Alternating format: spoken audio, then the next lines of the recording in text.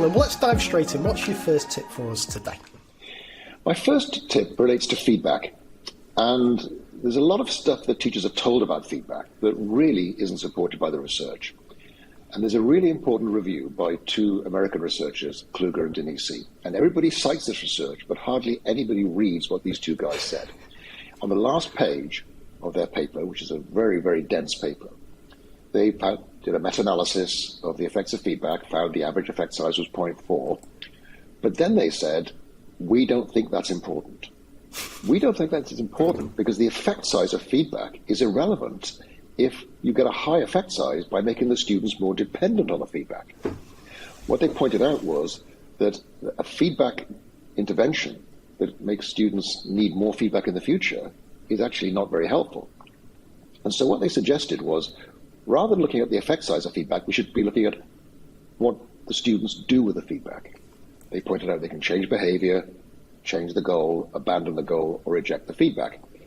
And so this was the first paper, this is 25 years ago now, that really said we should worry less about the kind of feedback and more about what the students do with it. And so I say to teachers, good feedback is feedback that students use. And so feedback isn't getting used by the students, it's completely irrelevant. And yet still people are trying to figure out what the effect size of feedback is when it's a kind of silly question. So recently, a lot of people have started looking at what some researchers call recipients processes, for putting the effort not into getting the feedback perfect, but getting the relationship between the students and the teachers right, so the students act on the feedback. And so I've been working on this for about 10 years now, trying to think about how we can make feedback more accessible to students. And so, I do think there's a case for teachers writing comments on students' work. I don't think it should be the primary form of feedback. So I've advocated what I call 4 quarters marking, 25% detailed feedback, 25% whole class marking, 25% peer assessment, 25% self-assessment. But I want to focus on that event where the teachers do write comments on students' work.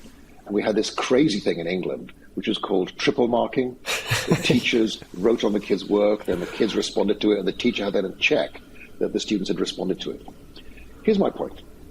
I think that if you're going to take time to write individual comments on students' work, which is basically one-to-one tuition, I don't know a single teacher who can mark 2 books at the same time.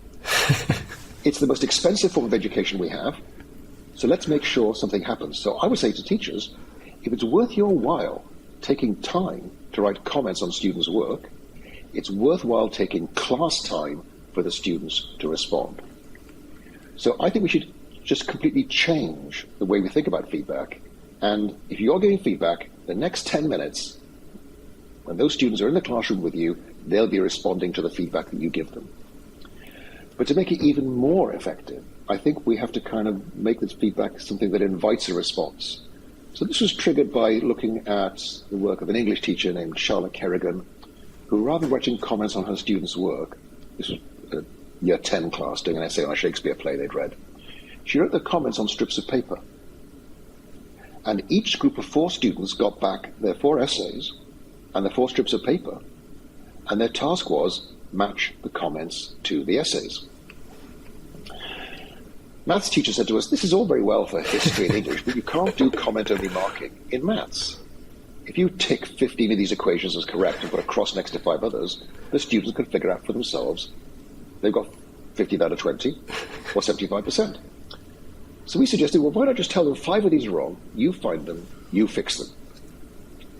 And so here's the big idea. Rather than thinking about feedback as information, think about feedback as detective work.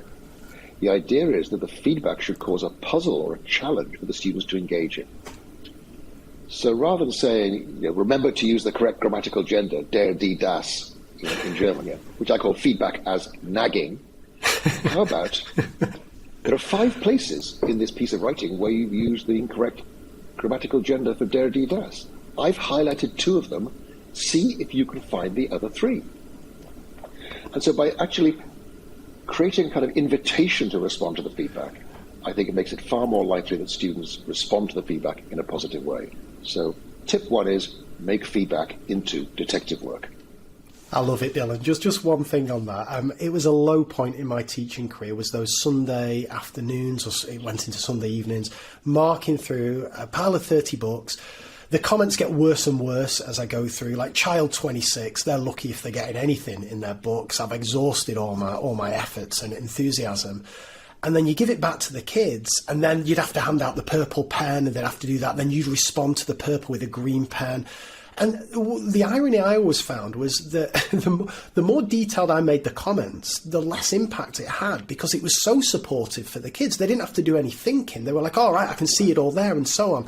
And whenever I first heard you mention this feedback as detective work, I loved it for a couple of reasons. I loved it primarily because it made the kids think more, and it was a much more active part of the process. But also it's less work for the teacher as well, in a good way, because I can just do, as a maths teacher, tick, tick, tick, cross, cross. And of course, I'm making a note of general trends in the class, which are the problematic questions, any common misconceptions. But I don't have to write all these flipping big, long comments. Give it back to the kids.